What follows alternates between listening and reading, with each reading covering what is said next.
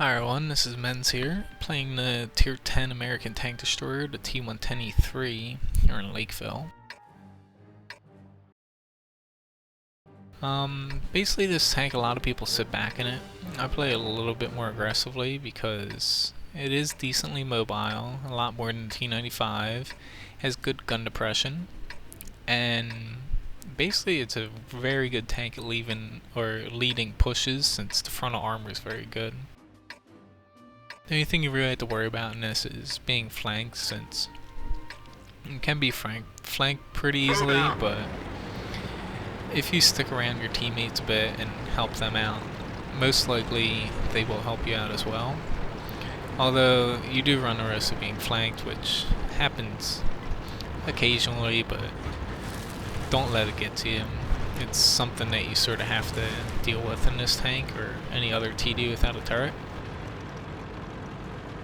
Now, a lot of people would argue going the valley in this would be a smart idea, which I don't really agree with, since in the valley you sort of limit yourself. If you push over the hill, people have shots on the bottom of your hull, and you also expose yourself to arty a lot more, and you sort of limit yourself. If there's no one over there, I can't really talk.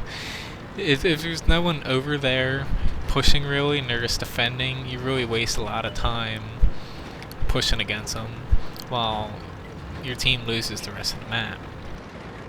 Over here you sort of can push across town. Also you have the option of moving back if you need to. And I thought I'd have a shot on him and it doesn't. He's moving right into my shot.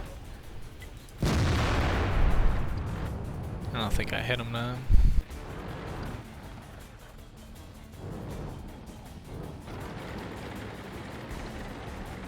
Okay, it definitely looks like we're gonna need help in the town. I'm gonna take the 0 line, only because it's a lot harder being flanked if you're up in the 0 line than it is down in the 9 and 8 lines. Huh, guess I didn't hit that guy. Hopefully the low and T32 get him.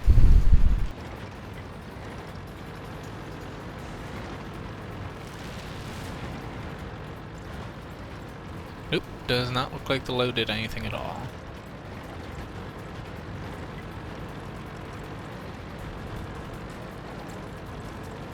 Basically, the trick to the E3 is you do have weak spots on your lower hull, closest to the tracks, your weakest armor. However, you can somewhat negate that by wiggling and basically not letting them get a good shot. The commander sats on top of your turret is very strong, and basically you can rely on that not being penned. Of course I hit that little fucking outhouse. I always end up hitting that damn thing. Basically the E4 is a lot squishier than the E3, so players who play the E4 don't have to worry about armor of the E3 if you go to it.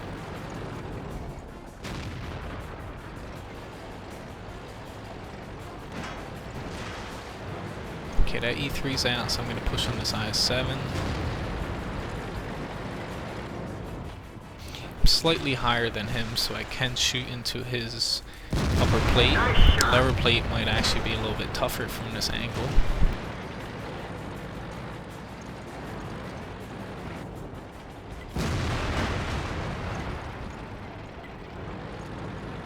Now there's a T95 which can penetrate and ruin your day, but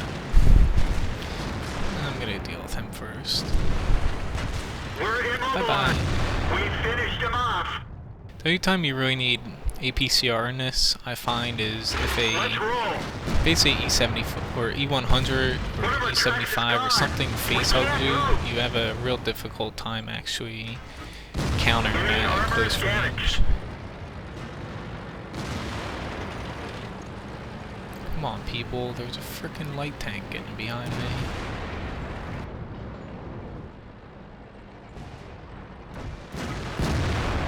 Not fast enough.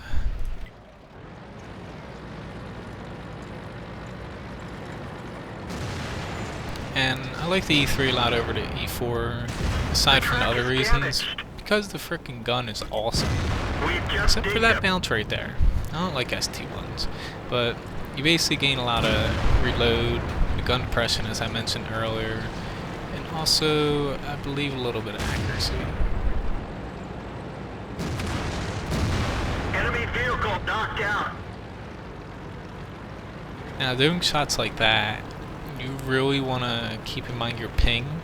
I sort of have low ping, so I let it only settle for about around a second.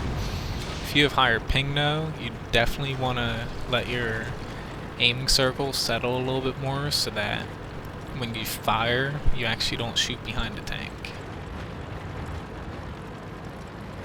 Now this is the reason I don't like the valley. See, they're sort of stuck over there. They couldn't really push across the E&F line, but we took the town, so our team's able to move into their cap, deal with their arty, start capping, and I have the option of going back to base just to make sure that the enemy doesn't start capping before we're able to.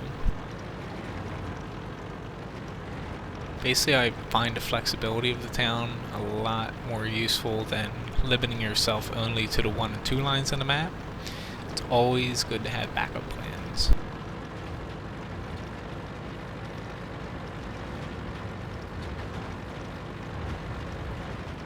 And E3, even though it does have a few more weak spots on the lower hull than the T95, it really is important that this mobility that it gets, that you take advantage of it, since it's able to reposition better, basically help falling flanks, return to base like this, so it really becomes a lot more useful.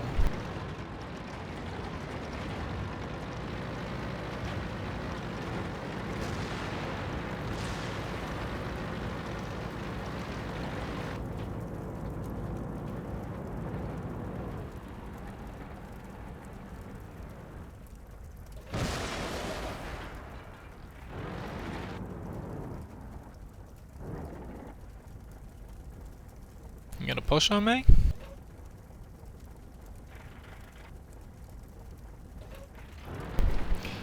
When people see E3s, they tend to do that. They don't want to push on you. Come up there, they're gonna be one-shotted. Either way, a pretty decent game. Got top 3 experience, and I did 2600 damage, which is a little bit low for a tier 10 TD, but it's decent enough when we still won, and I made a decent profit. Either way, thank you for watching my video. Please subscribe to my YouTube channel, and check out my website wotguru.com for weak spot guides, tank guides, and basically a little bit of everything for both new players and also veteran players. Either way, thank you, and check out more videos coming soon.